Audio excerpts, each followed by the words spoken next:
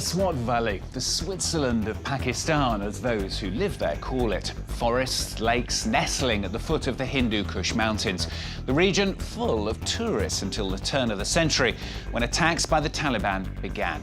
Islamist groups, little by little, taking control of the province and imposing Sharia law.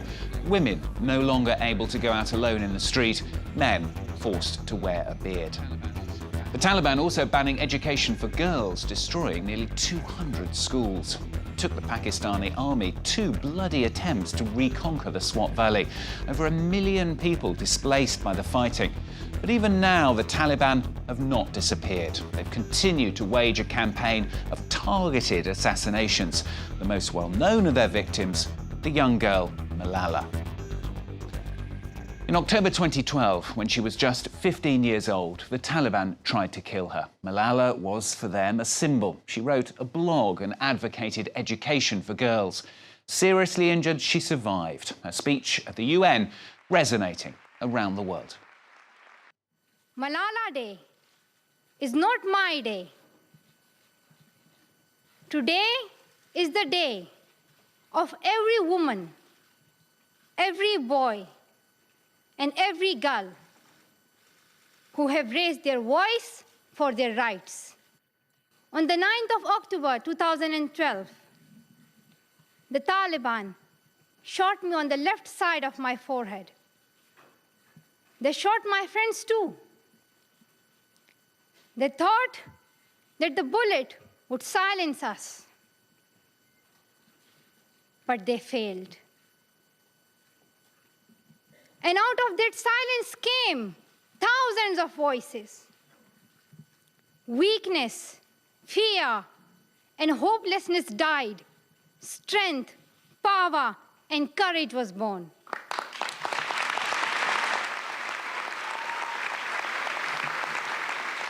Becoming a world icon, she was awarded the Nobel Peace Prize just a few months later.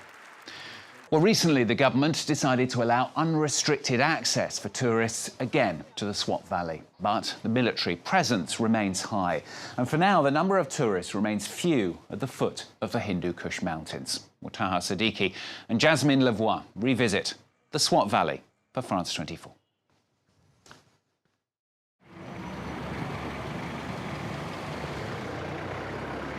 Pakistani soldiers closely guard the entry and exit points of the picturesque Swat Valley, checking the identity of all who want to get in.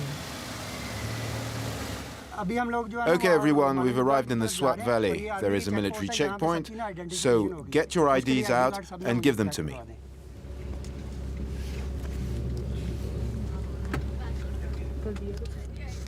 Throughout the region, there is heavy military presence.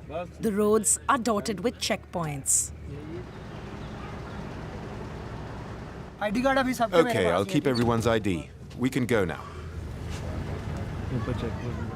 These 20 tourists are venturing into the valley known as the Switzerland of Pakistan for the first time. Huge snow-capped mountains, lakes and forests. Breathtaking scenery all along the route. Where are you from? I come from Punjab. Is it as cold as here? No, not at all. Tucked high up in the mountains is the main attraction, a ski resort. Tourists have only recently started to frequent Swat. For a long time, they stayed away, out of fear of the Taliban. We are now at Malala, a famous ski resort. Before the Taliban took over, it was one of the most popular tourist spots. Taliban destroyed the hotel here and the chairlift too. But the good news is that the authorities are now rebuilding the hotel, the chairlift is fixed, and we can ski here again. Since it reopened, the ski resort has welcomed dozens of tourists each day. Nehaj is one of them. She's here with her family from Dubai and is seeing snow for the first time. Come on, come towards me, sister. Do not engage with them. If you take bigger steps, it'll be easier.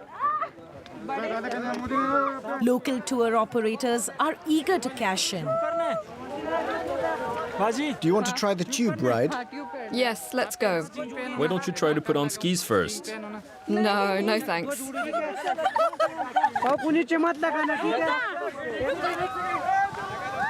I really have no idea why would they come over and destroy such a beautiful place. But then it doesn't make sense. I don't know why. But यहाँ का ऐसा feel नहीं हो रहा कि this ever happened. The tourists had stopped coming after the Taliban era. I never thought we would be able to rebuild this place. But thanks to the army, everything is getting back to normal.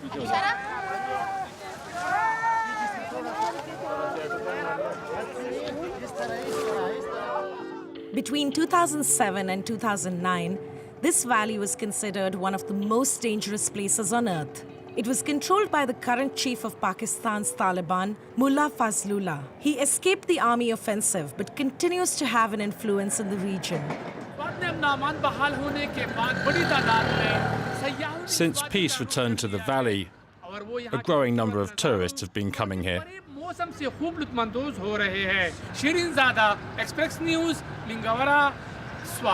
Shirinzada does not leave his home without a bodyguard. He's one of the few who worked during the Taliban regime. Many of his colleagues fled. He lost his sister to a Taliban attack. They wanted him to stop reporting against the terrorist group. This video of a woman being lashed in Swat during the Taliban era went viral. After it surfaced, the army launched an operation against the Taliban, a major military offensive. More than 2.5 million people fled Swat during the conflict. Roads became symbols of terror, like this roundabout where the Taliban executed their enemies.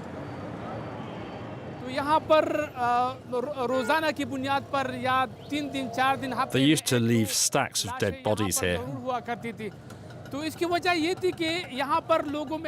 spread fear among the locals.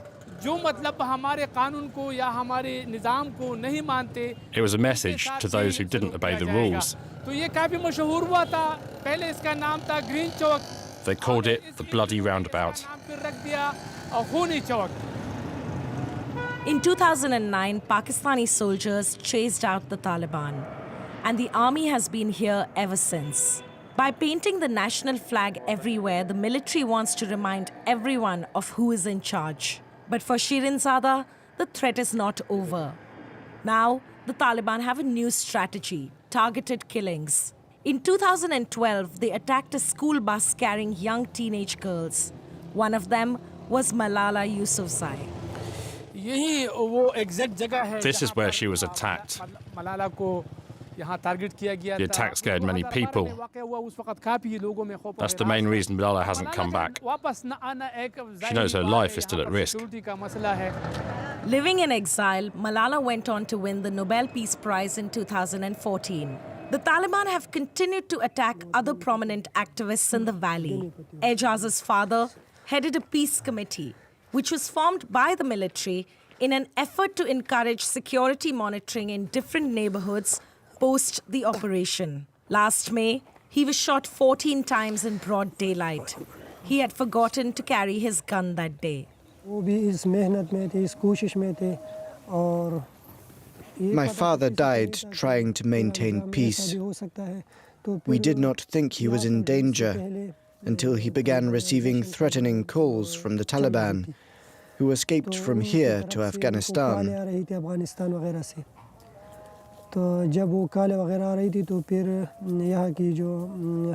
From then on, the authorities told him to always keep a gun.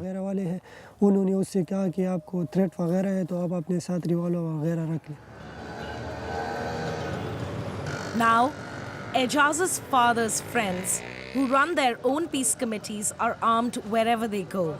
Police say they are on the Taliban's hit list.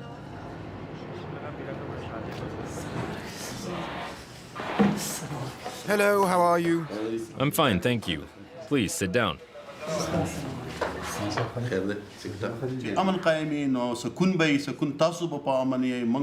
It's our responsibility to fight for peace, and you're doing a great